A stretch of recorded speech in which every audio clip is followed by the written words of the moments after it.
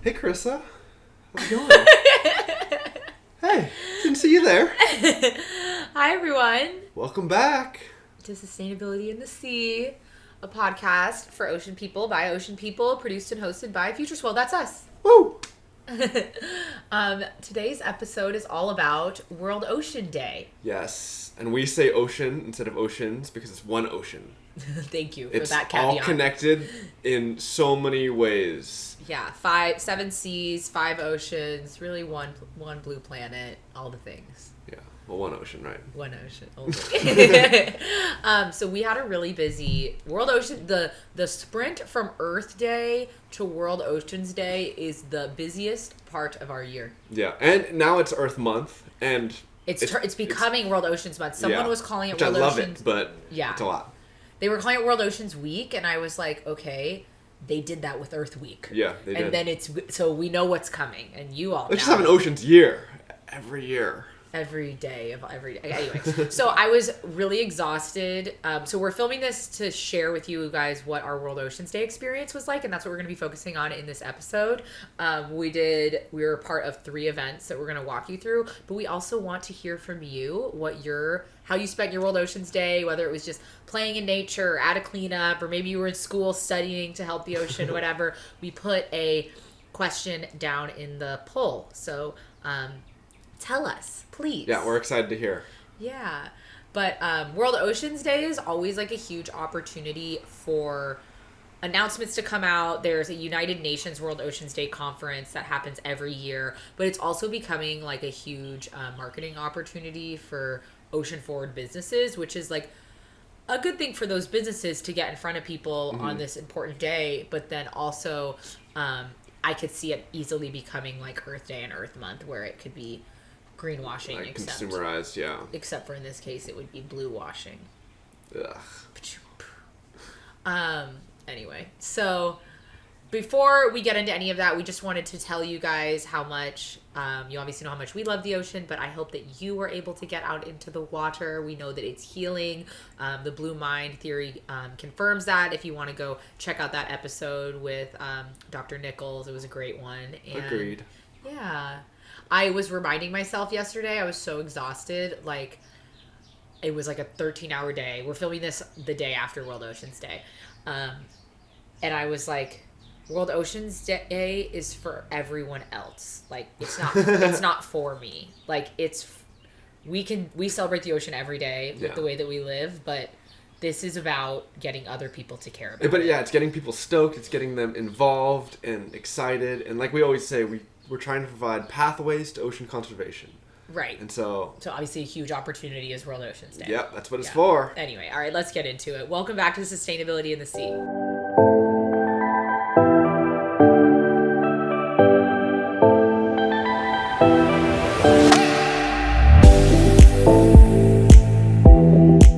Okay, so we were part of 3 World Oceans Day events, and we're going to walk you through what they were like, just so you guys can get an idea of what like outreach and restoration and kind of like living a life for the ocean really looks like. Which one should we start with? Let's start. Should we go chronologically? Yeah, let's go chronologically. Okay, Vavamalu. Yes. So, to get you guys up to speed, Parlay for the Oceans is an international organization that does incredible ocean work. You should totally follow them. And they have a Hawaii branch, and it is spearheaded by this incredible ocean leader, Kahi Pakaro. He used to be the executive director of Sustainable Coastlines. We learned that last year, him and his friend, a pro surfer, Keikoa Kazumero, who has his own, like, I think it's a clothing brand line, called Ambassadors with Aloha. Or AVA. Or AVA. AWA. Yeah. AWA.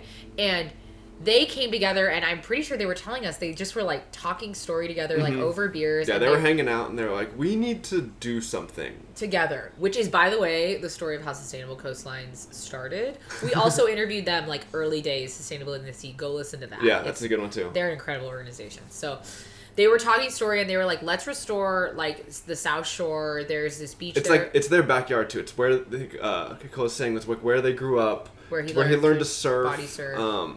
Yeah, and so it's somewhere that was like, near and dear to their hearts specifically. Yeah, and Sandy's Beach is a body surfing beach. It's also a huge, like, I think tourists see it and come, but it could get really dirty. It's pretty isolated from neighborhoods. Like, it's not like it's like by that busy of a neighborhood or street or mall or anything. So anyway, there's also some people without homes that are there for many months of the year. And so essentially there was this area that was covered in rubbish. And we also have huge invasive species problem here in Hawaii. And it was also covered in invasive plants. So last year, 2022, they started this thing called like Malama Babamalu. And it was 4 days to kick off World Oceans Week. So it was like June 1, 2, 3, and 4, Monday, Tuesday, Wednesday, Thursday, 4 days of restoration and with a ton of organizations, each one, like, I don't think it was themed, but yeah. I don't think so. It was like nonstop work though. Like people were grinding. It was so cool. Yeah, and like tons of people. And so the goal for last year, so the goal is to bring this area that is overgrown and full of trash to become like a community space. Somewhere people can hang out, watch the waves, have a picnic, exactly. bring their kids, like, but right now, like, you can't do that at all. Yeah, because it was like just piled up with rubbish, with overgrown plants. You couldn't walk really. Yeah, there was like remnants of a trail before all of this. Yeah, so they called it like trail restoration, but really it's just this area restoration. And so last year they focused on removing all of the rubbish, and I saw the videos. We weren't part of it, but it was disgusting. Yeah, it was so much stuff. They cleaned up everything, and then the goal that Kahi was sharing, the vision, is that they will maintain it year after year, but then ultimately grow it further and further to restore the trail. So they'll just go further and further down the coastline until it's done, and it can be a project that is stewarded annually by the local community there, and hopefully more people learn about it and it gets bigger and bigger. Yeah, that place-based management is so cool because it's like the people who go there are the people who take care of it. Yeah. Steward it. So then this year, FutureSwell had a booth at one of the days. I think we were later in the week. Yeah, we were Thursday, the last day. Yeah, so we got to see all the trash work that they did last year, but then also the work to remove invasives was, I would say, the priority this year was heavy invasive removal. And it was like California grass and like these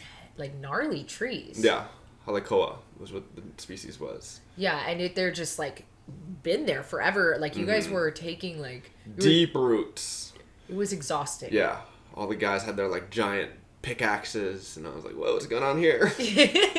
But, yeah, and then like piling it out and trailing it out, and this is like right next to the ocean, guys. Like this is ocean conservation, just a little bit upstream. So like, don't feel like it. You're like, what does this have to do with the ocean? Everything just washes in. So like, yeah, and like our coastlines need resilience, and invasive species aren't helping with that. So, we worked all day. We had a booth there along with some others. We all got to share a little bit about each other and connect. We got to that was our first event with the new name, and everyone was like, "Oh, FutureSwell, we love it. Good."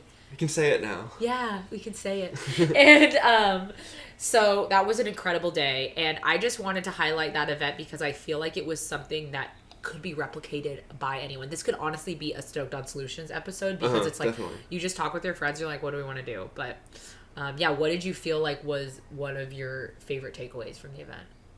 I thought it was really cool that they did a really good job of like publicizing it, essentially, with social media particularly.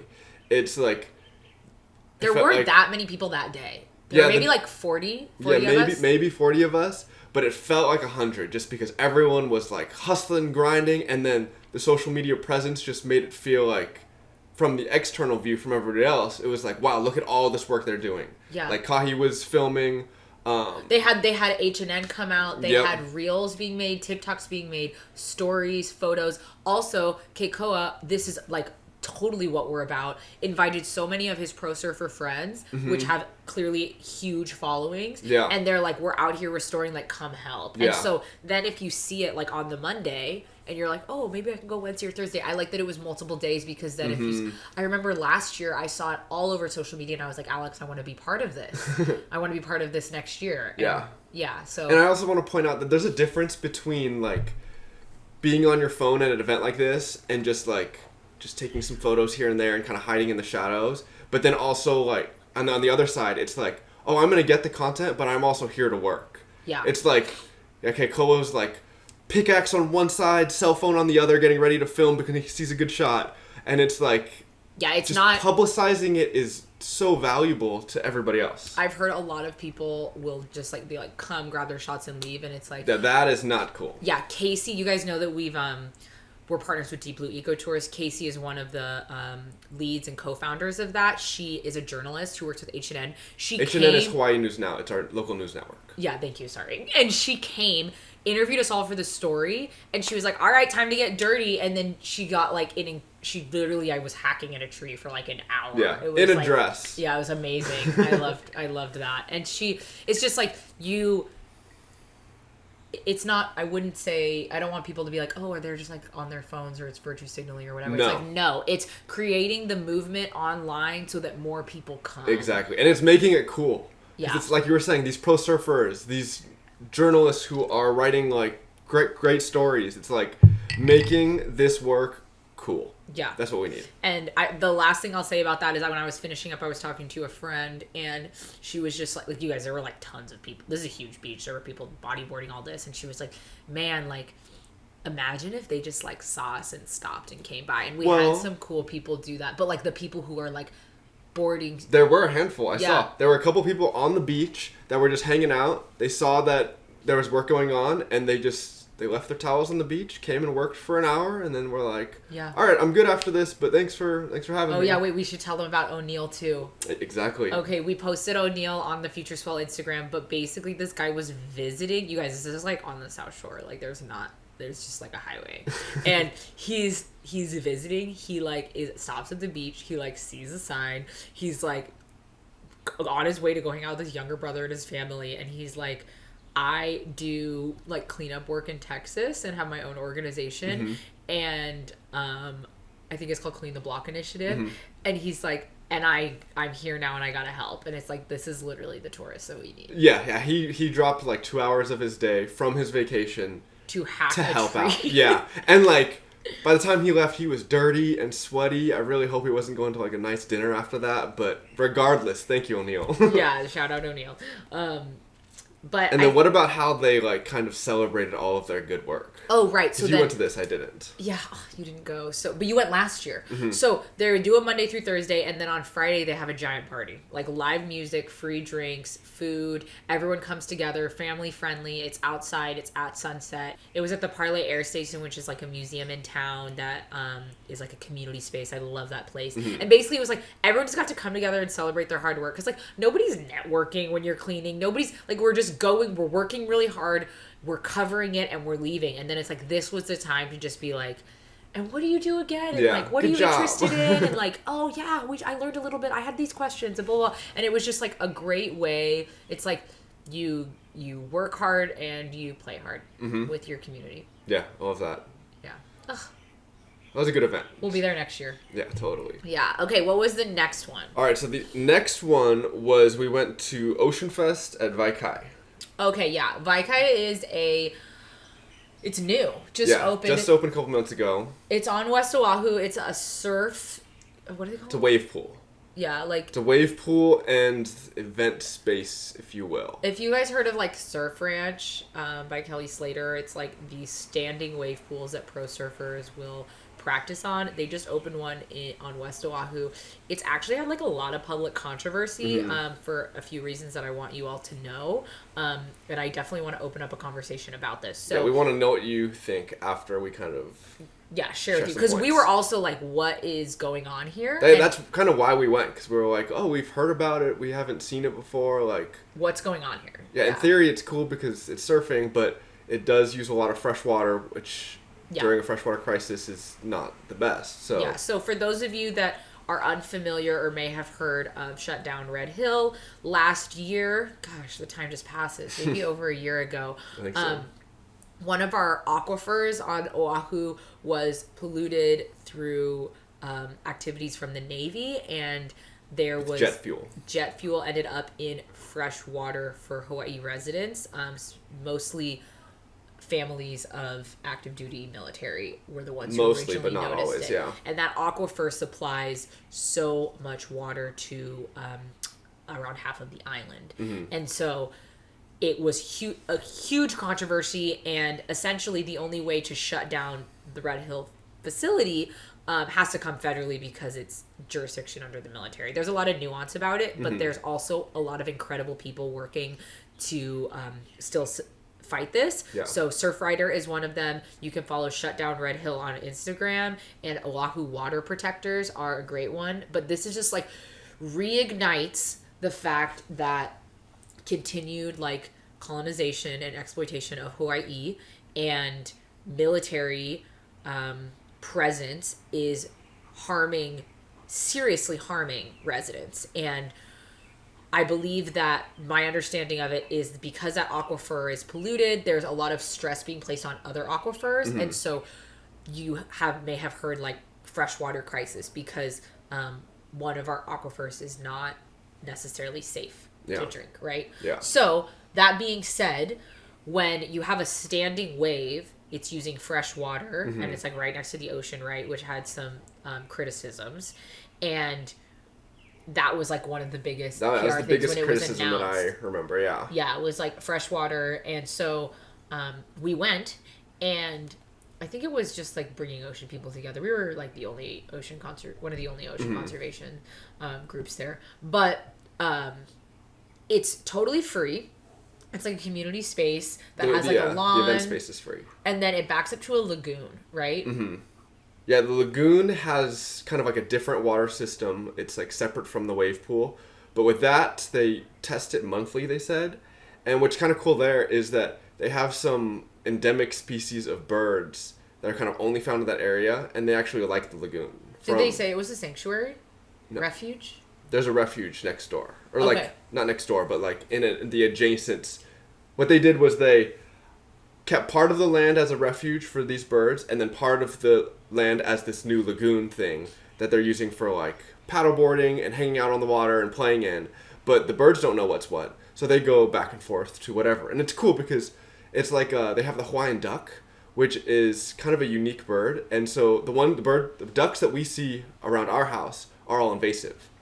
So it's like seeing some things that you might not see that often. Yeah, I liked that they preserved part of the area, and I also like that they're making sure that wildlife habitat is safe. Yeah, definitely. And then going back to like kind of the wave pool and freshwater issues, our biggest concern was like, is there runoff into going into the ocean? Right? Yeah, that was my concern because like people put sunscreen on and then they go in this wave pool, or this wave pool just like who knows what's getting like in this water essentially. And where's that water going? Yeah, where's this water going? And then are they replenishing it all the time with more fresh water, even though that's a scarce resource? Yeah, exactly. Yeah. And so what we learned was that all of the water is recycled, first of all, and that they're not putting any of the excess water into the ocean.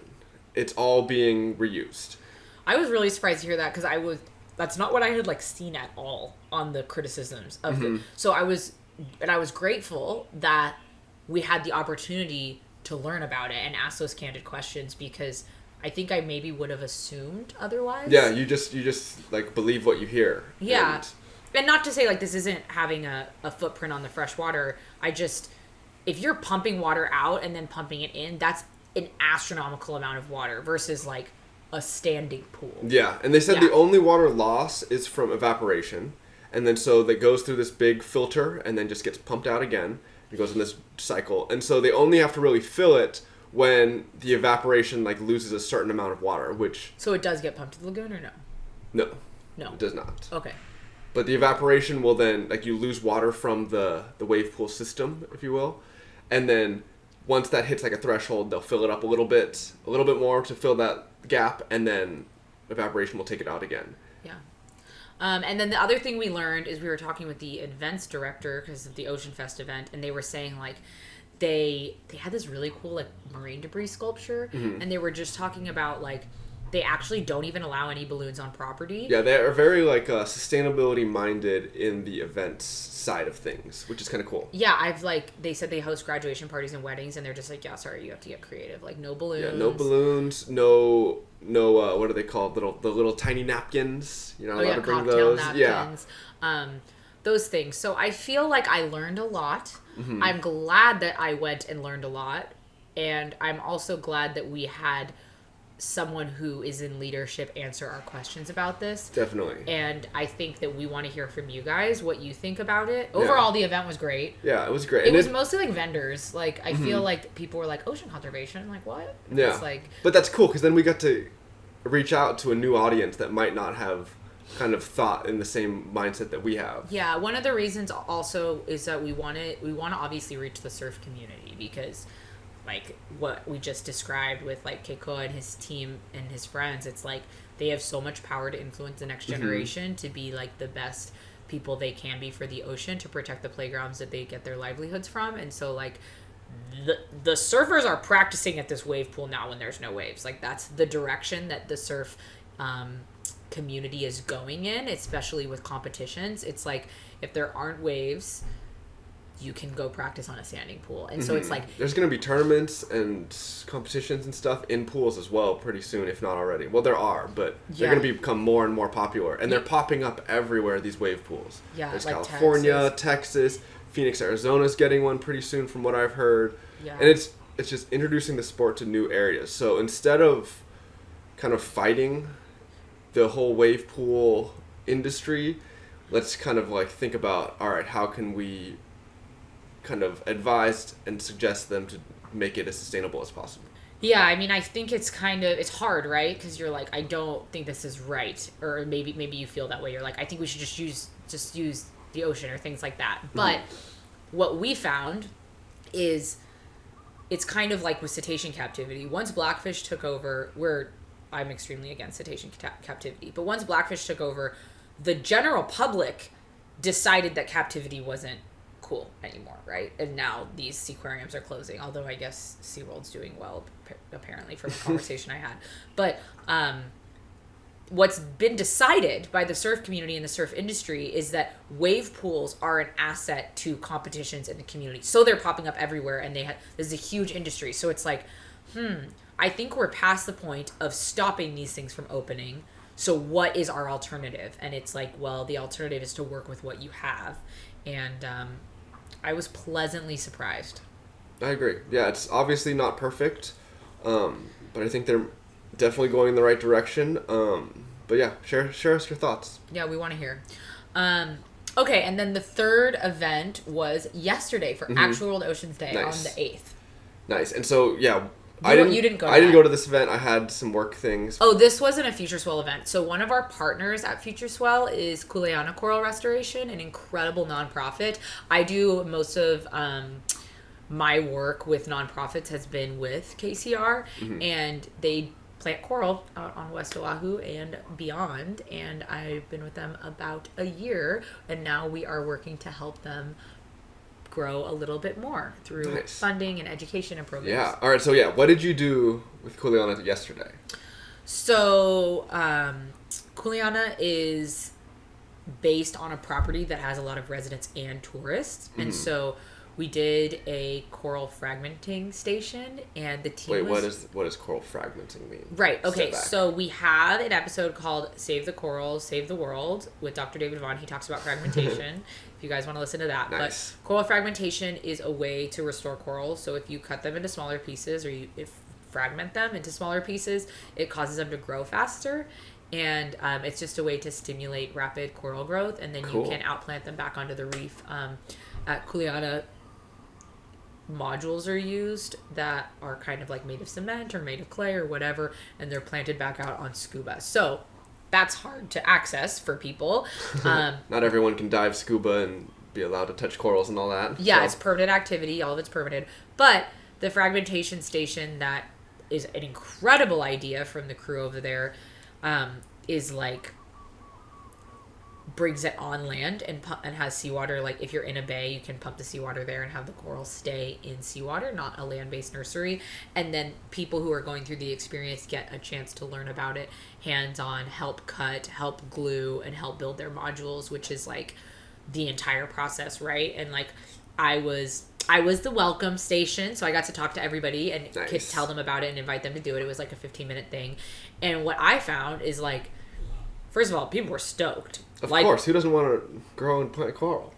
I know, like, incredible experience. And they were like, how much does it cost? How much does it cost? And we were like, it's free. Like, no. help us. Help us do our work. Help us. And so it was a lot of, like, logistics and stuff, but it was incredible.